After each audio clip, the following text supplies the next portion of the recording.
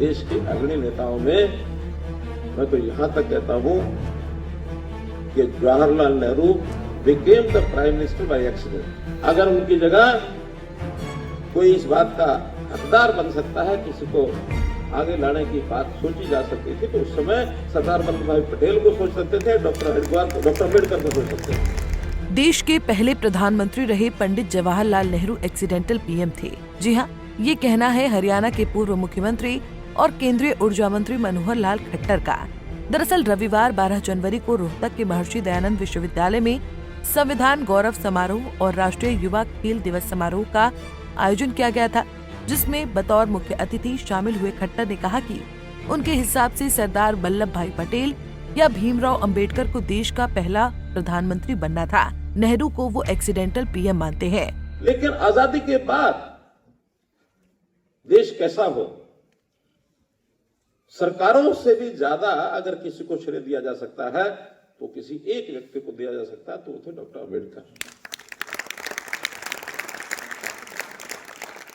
Doctor Ambedkar को हम किसी एक जाति से बांध के ना देखें, किसी एक जाति के लीडर नहीं थे वो सारे समाज के लीडर थे, समाज में कमजोर वर्गों के लीडर थे। और हाँ, कमजोर वर्ग ही नहीं, वो जो देश के निर्माता हैं या देश में जिनका आर्थिक योगदान है, उसमें भी अपनी भूमिका उन्होंने पूरी निभाई।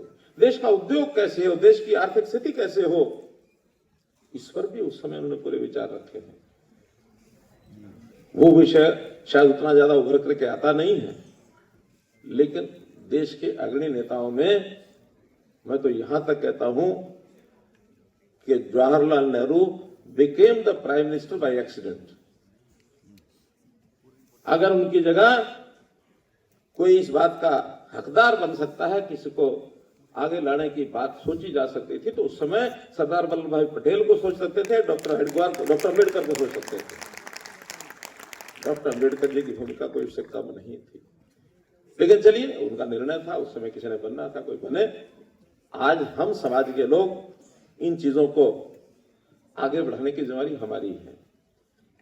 इसलिए आज के विषय के प्रति हमारा सब लोगों का जो दायित्व है वो यही है कि इतिहास की उन पन्नों में जाए, समाज कैसा हो, कैसा बनना चाहिए। हो सकता 4 कमियां आज भी हो, कोई भी चीज परिपूर्ण नहीं होता अपने आप में, कोई समय परिपूर्ण नहीं होता, कोई व्यक्ति परिपूर्ण नहीं होता, कोई विचार भी परिपूर्ण नहीं होता। ये सब चीजें डायनेमिक हैं, तो उस डायनेमिक विषय को लेकर के, ऐसे विचार को लेकर के हम सब भी हमेशा विचारों को खुला रखें, क्या ठीक है क्या गलत है।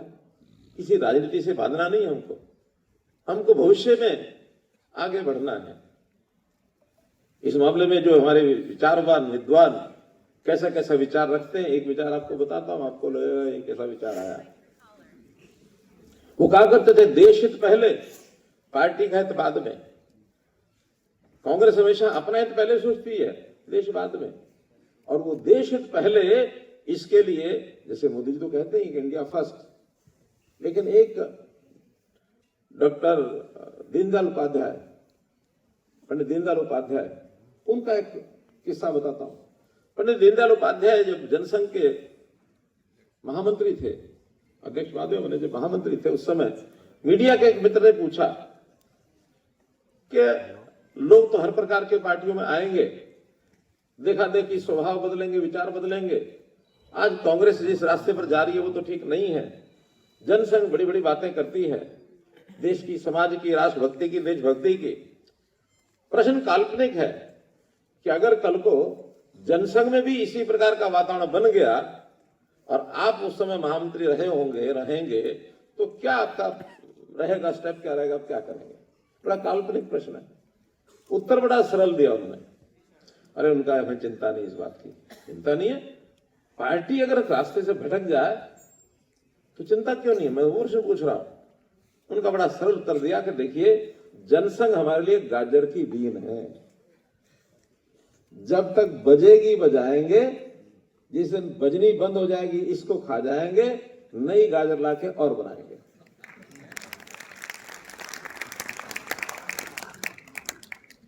व्यक्ति या संगठन, इससे ज्यादा महत्व हमारे लिए क्या है? देश हित, राष्ट्र हित। राष्ट्र है तो सब कुछ है। राष्ट्र की सांस्कृतिक विचारधारा, राष्ट्र का हमारा जो विरासत, उन चीजों को आगे बढ़ाना, उसके ऊपर अपना जीवन खड़ा करना, ये हमारा विचार होना चाहिए सबका। आज के इस विषय में मैं समझता हूं दिलीप सिंह जी ने बहुत कुछ कहा, जो कुछ मुझे ध्यान में आया मैंने भी आपके सामने रखा, लेकिन विषय बहुत है, अपार है और आगे बढ़े। बहुत बहुत धन्यवाद, बहुत बहुत आभार। बता दें कि एक्सीडेंटल शब्द को लेकर इससे पहले भी काफी सियासी बवाल देखने को मिल चुका है।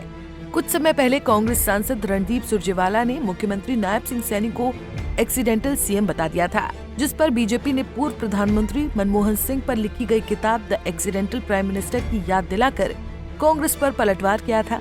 ऐसे में अब जब खट्टर जैसे बड़े नेता की ओर से पंडित नेहरू को एक्सीडेंटल पीएम कहा गया, तब इस पर कांग्रेस की क्या प्रतिक्रिया आती है, देखना दिलचस्प होगा।